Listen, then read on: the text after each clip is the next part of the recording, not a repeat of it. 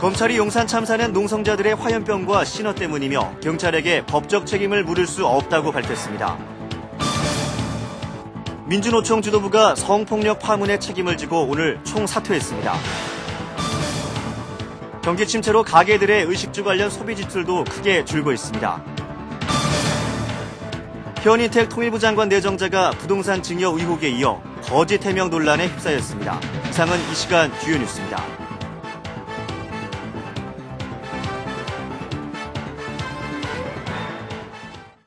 여러분 안녕하십니까? CBS 뉴스입니다. 검찰은 오늘 용산 참사 수사 결과 농성자들이 사용한 신호와 화염병이 참사의 원인이 됐다고 발표했습니다.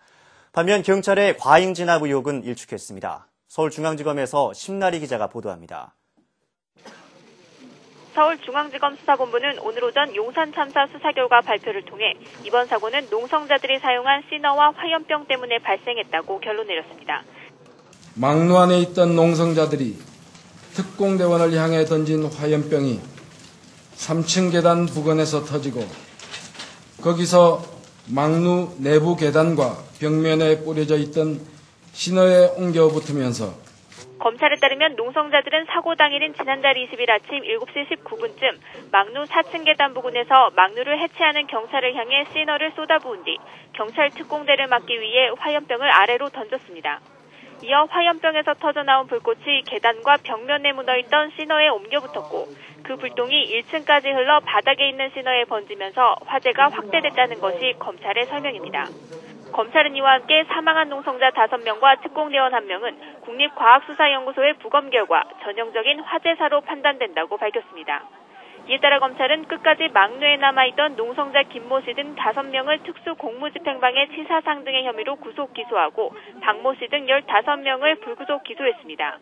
반면 검찰은 경찰이 특공대를 조기 투입해 과잉 진압을 했다는 주장에 대해서는 위법한 조치라고 보기 어렵다며 일축했습니다. 당시 현장을 책임졌던 경찰 간부에 대해 사법 처리가 검토됐던 것으로 전해졌지만 검찰은 농성자 20명과 용역업체 직원 7명만 기소하면서 수사를 마무리 지었습니다. 서울중앙지검에서 CBS 뉴스 심나리입니다.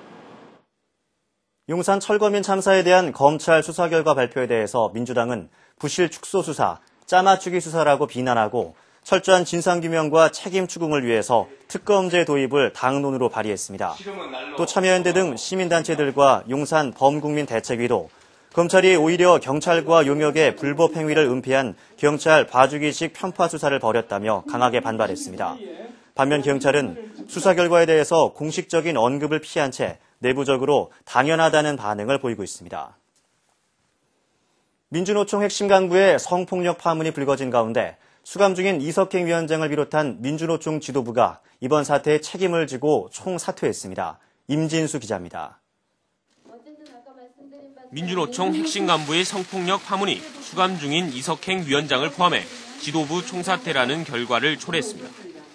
지난 5일 성폭력 사건이 불거진 지 닷새 만입니다. 이에 따라 민주노총은 지난 1998년과 2002년, 2005년에 이어 네 번째로 지도부가 총사퇴하는 불명예를 안게 됐습니다. 위원장 대행을 맡고 있는 진영옥 수석 부위원장은 기자회견에서 피해자와 조합원, 나아가 국민에게 사죄한다며 지도부 총사퇴 결과를 발표했습니다. 피해자에게 먼저 마음을 다 바쳐서 진심으로 사과를 드립니다. 또한 이번 사건으로 충격과 실망, 분노하고 있을 국민과 조합원들에게 진심으로 머리 숙여 사죄드립니다. 당초 총사퇴 범위에 이석행 위원장은 들어가지 않았습니다. 하지만 이 위원장을 제외할 경우 반쪽짜리 총사퇴라는 비난 여론을 잠재울 수 없다는 조직 내 판단이 작용한 것입니다. 이에 따라 민주노총은 지도부 공백을 메우기 위해 비상대책위원회 구성과 운영에 속도를 내는 동시에 위원장 보궐선거를 준비하기로 했습니다. 당장 중앙집행위원회 회의를 통해 산별노조의 6명, 지역노조의 3명 등 모두 9명을 비대위 위원으로 구성하기로 했습니다. 비대위 활동 기간은 위원장 사퇴 이후 2달 안에 보궐선거를 한다는 민노총 규약에 따라 오는 4월 8일까지로 제한됩니다. CBS 뉴스 임진수입니다. 경기 침체가 장기화되면서 의복 구입과 외식, 주택 구입 등 국민의 기본 생계수단인 의식주 소비도 걷잡을 수 없을 정도로 줄어들고 있습니다. 기획재정부와 통계청에 따르면 지난해 12월 의식주 품목의 전년 동월 대비 평균 소비 지출 감소율은 마이너스 7%로 지난 97년 외환위기 이후 최대로 떨어졌습니다.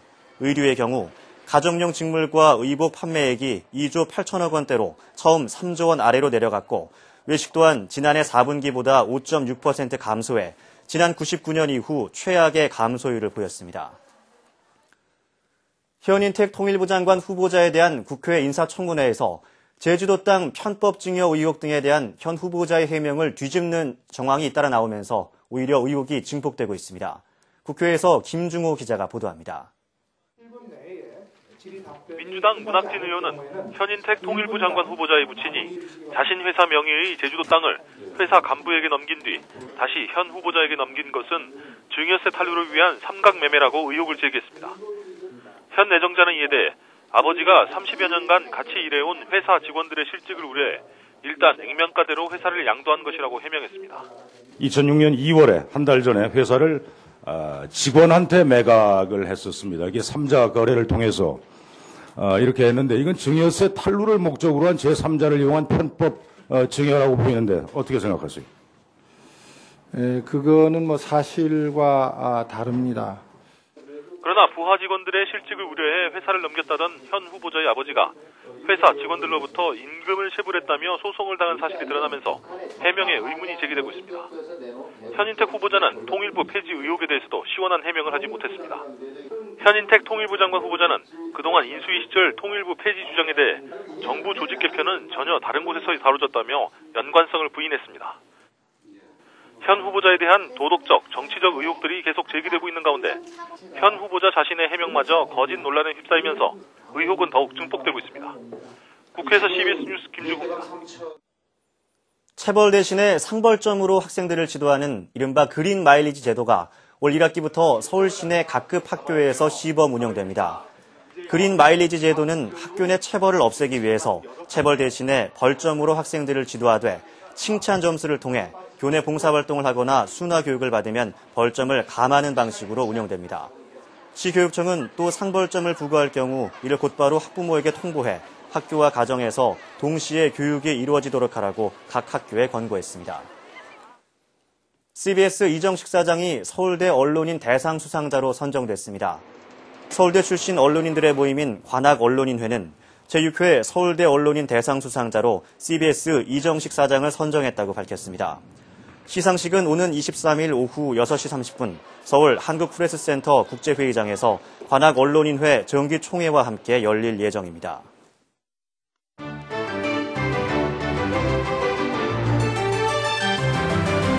얼음 위에서 낚시를 즐기던 낚시꾼들이 얼음이 녹아 호수 가운데에 고립되는 사고가 발생했습니다.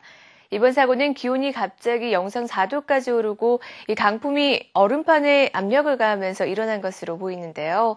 4시간 동안 이뤄진 구조 작업으로 134명은 무사히 탈출했습니다. 미국 5대5 가운데 하나인 이리호로 한번 가봅니다.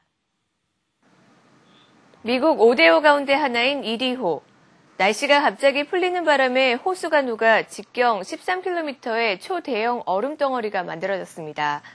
We were fishing and you could just see the line go the other way. That let us know the ice, so we tried to get back off the time, but it just didn't happen. 결국 낚시꾼들이 얼음덩어리 위에 고립됐고 해양 경비대는 헬기 넉 대와 수많은 보트를 동원해 4시간 동안 구조 작업을 벌였습니다.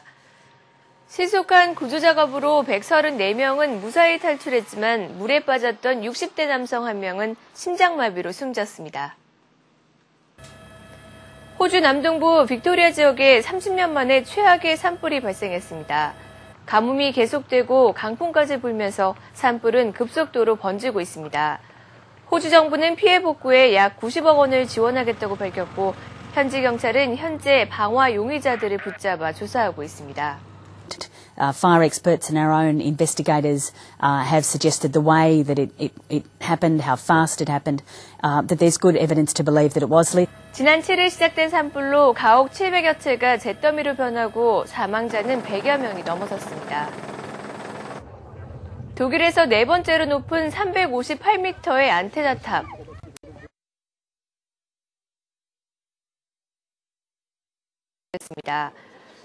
안테나 탑이 한 번에 직각으로 꺾여버리면 주변 피해가 커진다는 이유로 탑을 관전처럼 꺾어 철거하는 첨단 기술을 사용했습니다.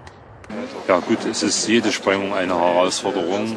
Von der Höhe her war es die größte, wie wir gerade eben gehört haben. Ich glaube, in Europa ist noch kein Bauwerk von der Größe gesprengt worden.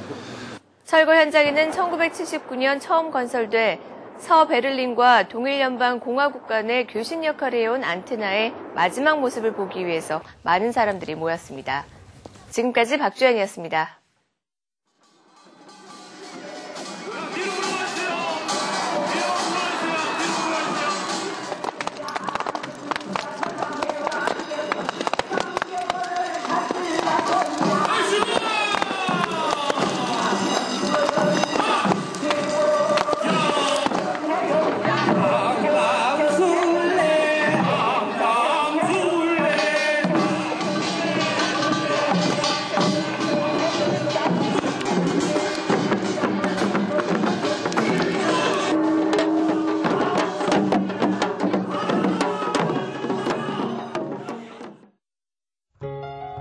날씨입니다. 내일 서울과 경기도 지방은 대체로 흐리고 그 밖의 지방은 대체로 맑다가 오후에 구름이 많아지겠습니다. 아침에 짙은 안개가 끼는 곳이 있겠습니다. 아침 최저기온은 영하 5도에서 영상 4도로 오늘보다 조금 낮겠지만 낮 최고기온은 7도에서 13도로 오늘과 비슷하겠습니다. 서울의 현재 기온은 5.5도입니다. 이상으로 2월 9일 CBS 뉴스를 마칩니다. 고맙습니다.